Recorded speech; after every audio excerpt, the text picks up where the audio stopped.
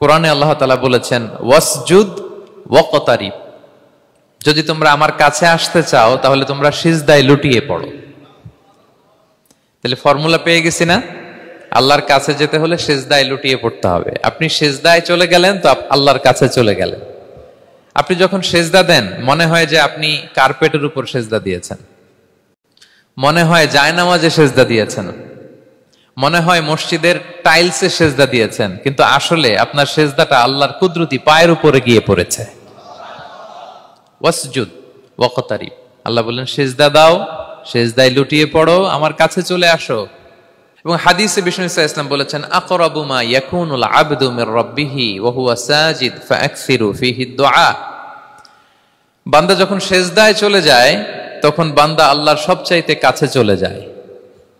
ফাআকসিরু ফীহি দুআ, তাই ওই সময়টাতে তোমরা বেশি বেশি দোয়া করো, আল্লাহর কাছে চাও, কারণ এটা একটা মাহেন্দ্রক্ষণ। কি বলেন?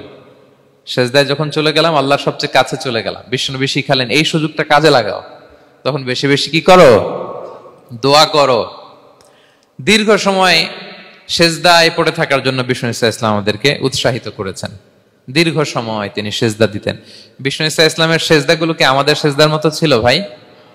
আম্মা জান আয়েশা রাদিয়াল্লাহু তাআলা আনহা বলেন বিষ্ণু ইসলামের তাহাজ্জুদের নামাজের এক একটা সিজদা ছিল এরকম, কোরআনের 50টা আয়াত তেলাওয়াত করতে যত সময় লাগে বিষ্ণু ইসলামের এক একটা সিজদা ঠিক ততটা লম্বা ছিল। এত দীর্ঘ সময় বিষ্ণু ইসলাম সিজদায় পড়ে থাকতেন। তো বিষ্ণু বলেছেন তুমি যখন সিজদায় পড়ো আল্লাহর সবচেয়ে কাছে চলে যাও, সো ওই টাইমটাতে দোয়া করো। কি দোয়া করব? বিষ্ণু ইসলাম সিজদায় পড়ে তাসবিহ পড়তেন, সুবহানা রাব্বিয়াল আ'লা, সুবহানা রাব্বিয়াল আ'লা। এর অর্থটা খুব সুন্দর। এর অর্থটা আপনারা জানেন? সুবহানা রাব্বিয়াল আ'লা মানে আমি আমার রবের পবিত্রতা ঘোষণা করছি, যিনি হচ্ছেন আল আ'লা, সর্বোচ্চ, সবচেয়ে বড়, তার চেয়ে বড় কেউ হতে পারে না। আরবিতে আল আ'লা শব্দের অর্থ হচ্ছে সবচেয়ে উঁচু, সবচেয়ে বড়, সর্বোচ্চ, এটাকে বলে আ'লা। আর আরবিতে সবচেয়ে খাটো, সবচেয়ে নিচু, সবচেয়ে নিম্নে, এটার আরবি হচ্ছে আল আসফাল। এটাকে কি বলে? আল আসফাল। আল্লাহ তাআলা কোরআনে বলেছেন ইন্নাল মুনাফিকিনা ফিদ দারকিল আসফালি মিনান নার, মুনাফিকেরা জাহান্নামের একেবারে নিচে থাকবে, নিচে।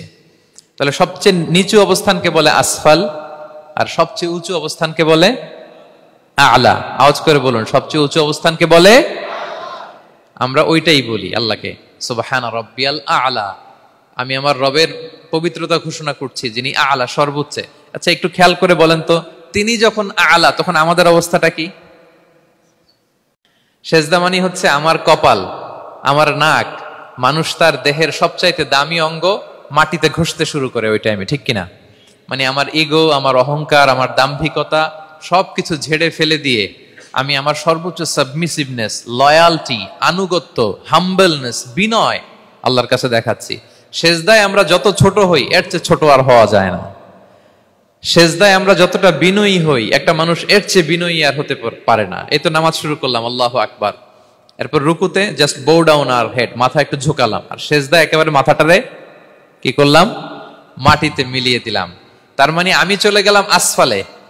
আসফাল মানে সবচেয়ে নিচে, আমি চলে গেলাম সবচেয়ে, আর সবচেয়ে নিচে যে আমি ঘোষণা দিলাম সুবহানা রাব্বিয়াল, মানে হে রব আপনার প্রশংসা, আপনার পবিত্রতা, আপনি আ'লা।